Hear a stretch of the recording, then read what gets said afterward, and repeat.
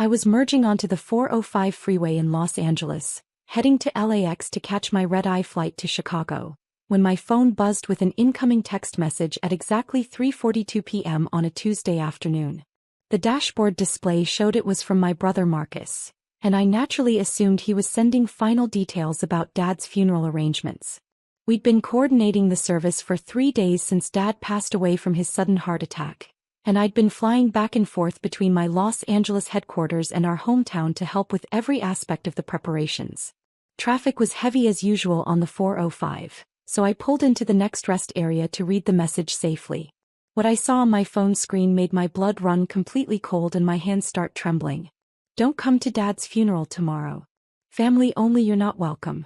We've decided you don't belong with us anymore. Find your own way to say goodbye. Don't bother trying to change our minds. Marcus. I stared at the message for a full 3 minutes, reading it over and over to make sure I wasn't misunderstanding something crucial. My younger brother, the golden child who'd never worked a genuine day in his life, was telling me I wasn't welcome at our father's funeral. The same brother who'd been living off family money for the past decade while I built my business empire from absolutely nothing, working 18-hour days and sacrificing everything for success. My hands were shaking as I scrolled up through our recent message history, looking for clues about what had changed. Just yesterday morning, Marcus had been texting me constantly, asking me to cover additional funeral expenses because Dad deserves only the absolute best, and money shouldn't be an object during this time.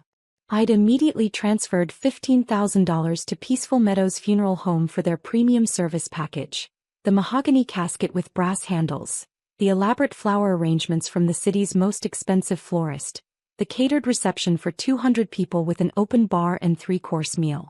But apparently, paying for the entire funeral didn't earn me the right to actually attend it. I immediately called Marcus, but it went straight to voicemail with his typically arrogant outgoing message. Then I called my sister Jennifer, my stepmother Patricia, my cousin David, even my Aunt Susan. Every single call went directly to voicemail.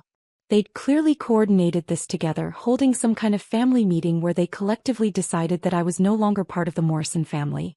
The irony was absolutely devastating and infuriating. For the past 5 years, I'd been secretly funding their entire comfortable lifestyle through what they believed was Dad's successful investment portfolio. The truth was, Dad had been nearly bankrupt when I quietly took over all his finances 3 years ago.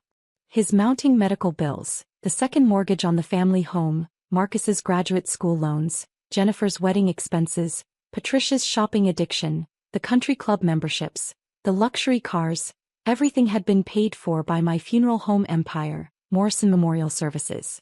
Yes, the business I'd built from scratch with my own blood, sweat, and tears was named after our family. I'd started with one small, struggling funeral home in Carson City, Nevada, using every penny of my savings and a massive business loan. Over 8 years, I'd grown it into a network of 67 prime locations across the western United States, serving major metropolitan areas from Los Angeles to Phoenix to Denver. Annual revenue of $420 million. We handled over 15,000 services per year, including some of the most prestigious and wealthy families in California, Nevada, Arizona, Texas, and Colorado. And now they were telling me I couldn't attend my own father's funeral at a facility I owned outright. I pulled out my phone and dialed the number I knew by heart, the direct line to my flagship location. Peaceful Meadows Funeral Home, this is Amanda Richardson speaking. How may I help you during this difficult time? Amanda, this is Ms. Emily Carter, owner and CEO of Morrison Memorial Services. I need you to immediately cancel the Morrison family service scheduled for tomorrow morning. There was a shocked pause. Ma'am, that's an extremely large service with significant preparations already underway. We've been working around the clock for 3 days. Are you absolutely certain about this decision? Completely certain. Cancel everything immediately. The viewing, the funeral service, the burial, the reception. Refund nothing to the family. The Morrison family has chosen to handle their arrangements elsewhere. But Miss Carter, they've already paid the $15,000 deposit, and we've prepared everything according to their very specific and detailed requests. The flowers alone cost $3,000. The deposit stays with us as a cancellation fee for the inconvenience and last-minute change. Box up all the flowers and donate them to local hospitals and nursing homes. The catering can be redirected to homeless shelters and food banks. And Amanda? Add the Morrison family name to our permanent no-service list across all 67 locations nationwide. Understood completely. I'll implement this immediately and notify all our regional managers and facility directors. Also, send a detailed cancellation notice to the family within the hour. Make sure they understand that Morrison Memorial Services will not be providing any services for them, now or in the future. After hanging up, I sat in my car for several minutes, my heart pounding as I thought about how our family had reached this absolutely toxic point. The Morrison family had always been complicated and competitive, but I'd never imagined they'd stoop to this level of pure cruelty. Growing up, I was always the responsible one, the achiever, the child who took care of everyone else's problems. While Marcus partied his way through college on Dad's dime and Jennifer focused exclusively on finding a wealthy husband, I worked 3 jobs to put myself through business school at night. When I graduated with my MBA, I started working at Henderson Funeral Home to learn the death care industry from the ground up. The work was difficult, emotionally demanding, often heartbreaking, but I found deep meaning in helping families navigate their darkest moments with dignity and respect. Within 2 years of grueling work and careful saving, I'd accumulated enough capital to buy my first funeral home in Carson City, Nevada. It was small, struggling financially, understaffed, but I saw enormous potential. I worked 18-hour days, 7 days a week, learning every single aspect of the business: embalming techniques, grief counseling, estate planning, cemetery management, even groundskeeping and facility maintenance. I treated every family like they were my own relatives, ensuring their loved ones received respectful, compassionate care regardless of their financial situation or social status. The business grew rapidly through word-of-mouth recommendations. Families who experienced our caring service told other families. My reputation for integrity, compassion, and professionalism spread throughout Nevada, then California, then across the entire Southwest. I reinvested every single penny of profit back into the company, acquiring struggling funeral homes and transforming them into profitable, respected establishments that served their communities with excellence. By the time Dad's health started seriously declining 3 years ago, Morrison Memorial Services was generating enough revenue to quietly cover all our family's mounting expenses. Dad never knew his astronomical medical bills were being paid by my company. He thought his old insurance policy was still active and comprehensive. Marcus never knew his student loans were being covered by what I told him was a family education trust. Jennifer assumed Dad was paying for her children's private school tuition and her husband's business expenses. I'd been the invisible financial safety net, ensuring our family never worried about money while they continued to treat me like the black sheep who'd chosen a morbid and depressing career path that embarrassed them at social gatherings. My phone rang with an incoming call. Marcus's name flashed on the screen. "Emily, what the hell did you do?" he screamed before I could even say hello, his voice shrill with panic and rage. "Hello, Marcus. How's your evening going so far? The funeral home just called. They said our entire service is canceled. They said we're permanently banned from all their locations. What did you tell them?" I told them the truth. That the Morrison family no longer requires their services. This is completely insane. You can't just cancel Dad's funeral like this. Actually, I can. Since I paid for everything and since I'm apparently no longer considered family, I figured you'd prefer to handle the arrangements yourselves. You paid the deposit, but we're still family. You can't do this to Dad. Family. I laughed, but there was no humor in it whatsoever. According to your text message 2 hours ago, I'm not family anymore. I quote, "You don't belong with us anymore." There was stunned silence on the other end of the line. "Emily, I didn't mean it like that. We were just upset about some recent things." "What things, Marcus? What exactly am I being punished for this time?" "Well, Patricia said you've been acting superior lately. Like you think you're better than all of us because you have some money now." "What money, Marcus? Please enlighten me about this money I supposedly have." "Your business. Everyone knows funeral homes make decent money if you run them right." I pulled up my laptop and opened the comprehensive financial records I'd been dreading to show them for years. "Let's talk about money, shall we? In the past 3 years alone, how much do you think Dad spent on medical expenses?" "I don't know. Maybe $50,000 total? His insurance covered most of everything." $347,000, Marcus. His insurance was canceled 2 years ago when he couldn't make the premium payments anymore. Complete silence. And your graduate school loans? The ones you thought Dad was generously paying off. Those are like $30,000 total, maybe $35,000. $127,000. Plus accumulated interest. Paid in full last year by Morrison Memorial Services. More stunned silence. Jennifer's kids' private school tuition? Her elaborate wedding expenses? Patricia's credit card bills that seem to grow every month? The second mortgage on the family house that Dad supposedly paid off years ago. Emily, what exactly are you trying to say here? I'm saying that for the past 3 years, every single expense in this family has been covered by Morrison Memorial Services. My company. The funeral home empire you all think is so morbid and beneath our family's social status. That's completely impossible. Is it really? Did you honestly think Dad had $400,000 plus in medical expenses covered by insurance that didn't exist? Did you think his modest pension was generating enough income to pay for Jennifer's $60,000 wedding, your graduate school, Patricia's shopping addiction, and everyone's living expenses? I could hear him breathing heavily, struggling to process this information. Morrison Memorial Services, Marcus. 67 locations across 6 states. $420 million in annual revenue. I didn't just choose a career in funeral services, I built a massive empire from nothing. And that empire has been keeping this entire family financially afloat while you all look down on me and my depressing career choice. You're lying. This has to be some kind of joke. Am I lying? Check the payment records for Dad's last hospital stay at Cedars-Sinai. Check who paid off the family house when Dad defaulted on the mortgage 2 years ago. Check who's been covering Patricia's credit cards, your apartment rent, Jennifer's children's educational expenses. Very long pause. Why didn't you ever tell us about this? Because I knew exactly this would happen. I knew you'd all suddenly start treating me differently, start asking for money constantly, start seeing me as a personal bank instead of your sister. So what happens now? What's your plan here? Now you figure out how to pay for Dad's funeral yourselves.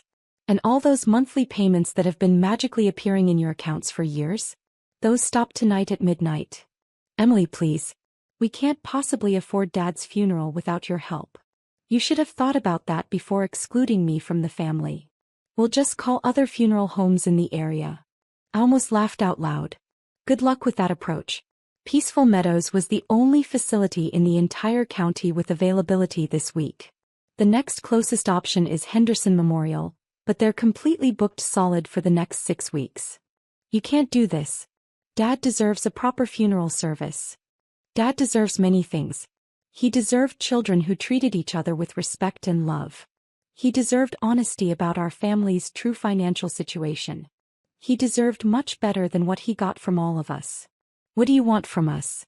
What will it take to fix this? I want you to understand that actions have real consequences. You decided I wasn't family. So now you can handle family business without my involvement or financial support. How much would it cost to reinstate the service? I considered this question carefully. It's not about money anymore, Marcus. It's about respect. About treating people with basic human decency, especially family members. We're sorry, okay? We made a terrible mistake. Sorry doesn't rebuild trust that took years to destroy through neglect and disrespect. So you're really going to let Dad be buried without a proper service? I'm not doing anything to Dad. You're the ones who created this entire situation. After I hung up, my phone immediately started buzzing with desperate calls from Jennifer, Patricia, cousin David, Aunt Susan, even some distant relatives I hadn't heard from in years. I let every single call go to voicemail, then turned off my phone completely. 20 minutes later, I turned my phone back on to check messages.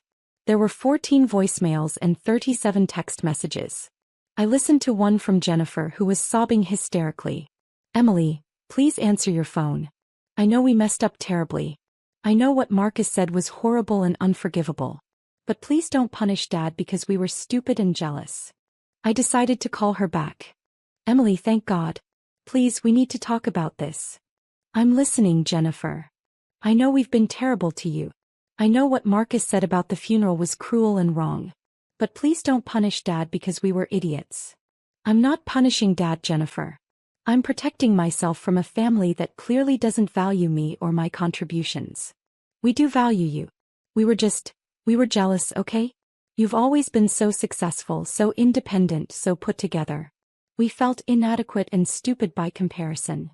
So you decided to exclude me from Dad's funeral? That was your solution. It was Patricia's idea initially. She said you made her feel stupid at the hospital when you knew more about Dad's insurance situation than she did. I closed my eyes, feeling exhausted.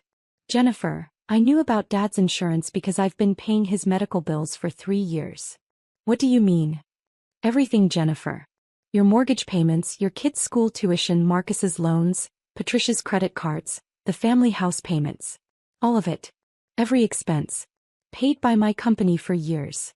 She was quiet for a very long time. Why didn't you ever tell us about this? Because I wanted our family relationships to be about love and genuine connection, not money. I wanted you to include me in family events because you cared about me, not because I was paying everyone's bills. Oh my God, Emily. We had absolutely no idea. I know you didn't. That was exactly the point. Can we fix this somehow? Can we make this right? I thought about it carefully. Maybe. But it starts with understanding that family doesn't exclude family. Ever. For any reason. And it requires genuine changes in how we treat each other. What would it take to reinstate Dad's service? A genuine, heartfelt apology from Marcus. And a promise that this kind of exclusionary behavior never happens again in our family. I'll make sure he calls you within the hour. And Jennifer? After the funeral, we need to have a serious family meeting about finances, about honesty, about how we communicate with each other. Yes. Absolutely. Whatever it takes. An hour later, Marcus called back. His tone was completely different, humble, ashamed, genuine. Emily, I owe you the most massive apology of my life. Jennifer explained about the medical bills, about everything you've been doing for our family behind the scenes. I'm listening. I was hurt and jealous and insecure, and I took it out on you in the worst possible way. Excluding you from Dad's funeral was cruel, unforgivable, and completely wrong. Why were you hurt, Marcus? Help me understand. Because you seemed so successful, so confident, so put together all the time. And I felt like a complete failure in comparison. Instead of being proud of my sister's achievements, I resented you for making me feel inadequate. Marcus, success isn't a competition between siblings. We're supposed to support each other. I know that now. I should have known it all along. Emily, will you please reinstate Dad's service? I'll cover all the costs myself if I have to take out massive loans. I smiled for the first time in hours. The service is already reinstated. I called Amanda back 30 minutes ago. Really? You already fixed it? Really? Dad will have the beautiful funeral he deserves. But Marcus. Yes. This conversation we're having right now? This honesty, this accountability, this willingness to apologize and change? This is what family actually sounds like. Remember this feeling. I will. I promise. And Emily. Yeah. Thank you. For everything. For taking care of all of us even when we didn't deserve it and treated you terribly. 2 days later, Dad's funeral was absolutely beautiful. The mahogany casket I'd personally selected, the elaborate flower arrangements, the heartfelt eulogies from his friends and colleagues, the reception where people shared wonderful memories. Marcus spoke movingly about Dad's integrity and work ethic. Jennifer talked about his sense of humor and his love for his grandchildren. I spoke about his capacity for forgiveness and his unwavering belief in second chances for people who genuinely wanted to change. After the service, our extended family and Dad's friends gathered at the reception. Patricia approached me with tears streaming down her face. Emily, I owe you a sincere apology. I was the one who initially suggested excluding you from the funeral, and it was petty, wrong, and came from my own insecurities. What made you feel that way, Patricia? I want to understand. I felt completely inadequate around you. You seemed to know so much about everything: business, finances, Dad's medical situation. I felt stupid by comparison. Instead of asking for help or admitting my ignorance, I got defensive and resentful. Patricia, intelligence isn't about knowing everything. It's about being willing to learn, grow, and ask questions when you need help. Will you teach me? About business, about financial planning? I want to become more independent and contribute more to our family. I smiled genuinely. I'd be honored to help you learn. Over the following months, our family dynamics changed completely and dramatically. Marcus enrolled in business school and started working part-time at one of my funeral homes to learn the industry from the ground up. Jennifer began taking active responsibility for managing our family's finances more carefully and transparently. Patricia started a small event planning business, focusing specifically on memorial services and celebrations of life. For the first time in years, our family dinners were about genuine connection, shared goals, and mutual support rather than hidden resentments and unspoken financial stress. We talked openly about money, about individual goals, about how we could support each other's dreams while maintaining healthy boundaries. 6 months after Dad's funeral, I promoted Marcus to assistant manager at our Carson City location. He'd shown genuine dedication and growth, working his way up from groundskeeper to administrative assistant to grief counselor trainee. "I never thought I'd say this," he told me one evening as we closed the office together, "but I genuinely love this work. Helping families during their most difficult moments, providing comfort and dignity during grief. It's incredibly meaningful." "Dad would be so proud of the man you're becoming," I said. "He would be. And Emily?" "Yeah. I'm proud to be your brother. And I'm proud that you never gave up on our family, even when we gave up on ourselves and treated you terribly." Jennifer's children started spending weekends with me, learning about business, responsibility, and the value of hard work. Patricia's event planning company was thriving, and she'd even partnered with several of our locations to provide comprehensive memorial reception services. As I looked around our family dinner table one Sunday evening 6 months later, I realized that sometimes the greatest gift you can give someone is allowing them to experience the real consequences of their actions. Not as cruel punishment but as an opportunity to grow, to change, to become the people they're truly capable of being. Dad's funeral had ended up being exactly what he would have wanted. A catalyst for bringing his family together in truth, in love, and in genuine respect for one another. The Morrison family had finally learned what it meant to actually be a family.